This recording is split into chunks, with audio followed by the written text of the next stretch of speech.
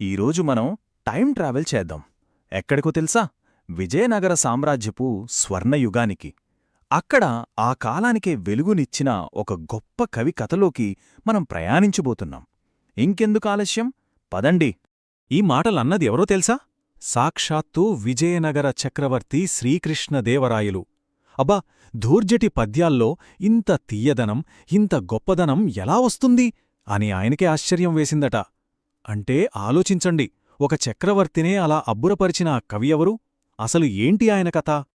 సరే, ఇప్పుడు మనం 15వ, 16వ శతాబ్దాల్లో ఉన్నాం. అప్పట్లో విజయనగర సామ్రాజ్యాన్ని ఏల్తోంది శ్రీకృష్ణదేవరాయలు. ఆ రోజుల్లో విజయనగరం అంటే కేవలం అధికారమో సైన్యమో కాదు, అదొక కళ్లల ఖజానా, సాహిత్యానికి పుట్టినిల్లు. నిజం చెప్పాలంటే అది తెలుగువారికి ఒక స్వర్ణయుగంలాంటిది. మరి ఆ స్వర్ణయుగానికి ఆత్మలాంటిదేంటో తెలుసా? ఆ చక్రవర్తి ఆస్థానంలో ఉన్న 8 మంది మహాకవులు. వాళ్లే ఆ సాంస్కృతిక జీవితానికి కేంద్రబిందువు. వాళ్ల కవిత్వంతో తెలుగు సాహిత్య కీర్తిని ఎక్కడికో తీసుకెళ్లారు. ఈ 8 మంది కవుల బృందాన్ని ఒక ప్రత్యేకమైన పేరుతో పిలిచేవారు. అదే అష్టదిగ్గజాలు. పేరు వింటుంటేనే ఎంత పవర్ఫుల్గా ఉందో కదా! అసలు ఈ పేరుకి అర్థమేంటి? దాని వెనుక ఉన్న కథేంటి? చూద్దాం పదండి. సో, అష్టదిగ్గజాలు అంటే చక్రవర్తి ఆస్థానంలో ఉన్న 8 మంది గొప్ప తెలుగు కవులు. మన పురాణాల్లో ఈ ప్రపంచాన్ని 8 దిక్కులా 8 ఏనుగులు మోస్తాయి అని ఉంటుంది. ఇక్కడ కూడా అంతే. తెలుగు సాహిత్యమనే ప్రపంచాన్ని ఈ 8 మందే మోశారని అంతరార్థం.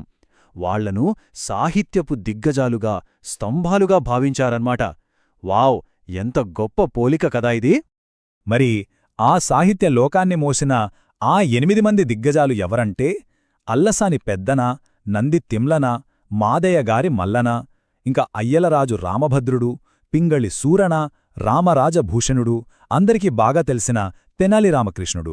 ఇక చివరిగా మనం ఈరోజు కథలో తెలుసుకోబోతున్న వ్యక్తి ధూర్జటి. సరే, ఇప్పుడు మన ఫోకస్ అంతా మన కథానాయకుడి మీదే. శ్రీకాళహస్తి నుంచి వచ్చిన ఆ మహాకవి ధూర్జటి గురించి ఇప్పుడు వివరంగా చూద్దాం. ఓకే, ధూర్జటి గారి ప్రొఫైల్ ఒకసారి చూద్దాం. ఆయన పుట్టింది శ్రీకాళహస్తిలో, పొత్తపినాడులో. తల్లిదండ్రులు సింగమ్మ, నారాయణగారు. ఆయన జీవించిన కాలం ప్రబంధయుగం, అంటే విజయనగర సామ్రాజ్యం ఉచ్చస్థితిలో ఉన్న సమయం అన్నమాట. ఆయన్ని పెద్ద ధూర్జటి అని కూడా పిలుస్తారు. కాని వీటన్నిటికంటే ముఖ్యమైన విషయం ఒకటుంది. ఆయన గొప్ప శివభక్తుడు, అంటే పరమశివభక్తుడు. ఈ భక్తే ఆయన కవిత్వానికి ప్రాణం పోసింది. అష్టదిగ్గజాల్లో ఒకరిగా ఉండటమంటే మామూలు విషయం కాదు. కాని అంతమంది గొప్ప కవుల మధ్యలో ధూర్జటి ఎలా ప్రత్యేకంగా నిలిచారు? అసలు ఆయన కవిత్వంలో ఉన్న ఆ మ్యాజికేంటి? అదే ఇప్పుడు మనం చూడబోతున్నాం.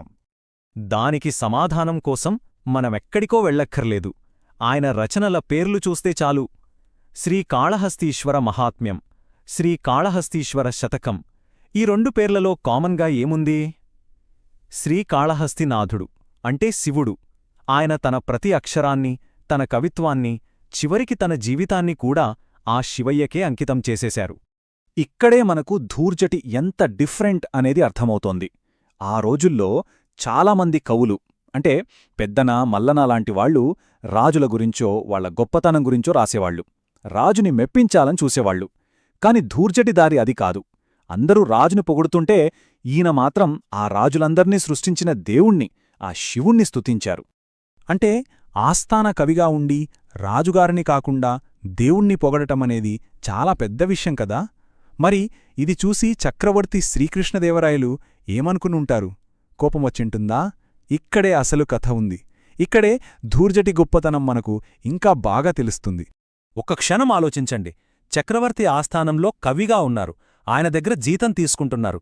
కాని తను రాసిన గొప్ప కావ్యాలని ఆ రాజుకి కాకుండా తను నమ్మిన దేవుడికి అంకితమిచ్చారు. ఇది ఆయన భక్తికి, ఆయన ధైర్యానికి నిదర్శనం. బహుశా ధూర్జటిలోని ఈ నిజాయితీ, ఈ అంకితభావమే కృష్ణదేవరాయలుకి అంతగా నచ్చిందేమో. ధూర్జటి కథ మన ముందు ఒక పెద్ద ప్రశ్నను ఉంచుతుంది. అసలు కళ అనేది ఎవరికోసం? దానికి డబ్బులిచ్చి పోషించేవాళ్లకోసమా? లేక దానికి ప్రాణం పోసే ప్రేరణ కోసమా? పోషకుడా? ప్రేరణ? దీని గురించి ఆలోచించాలి. ఒకటి మాత్రం నిజం, ధూర్జటిలాంటి కవులు తమ భక్తితో, తమ ధైర్యంతో తెలుగు సాహిత్యానికి ఒక సరికొత్త దారిని చూపించారు.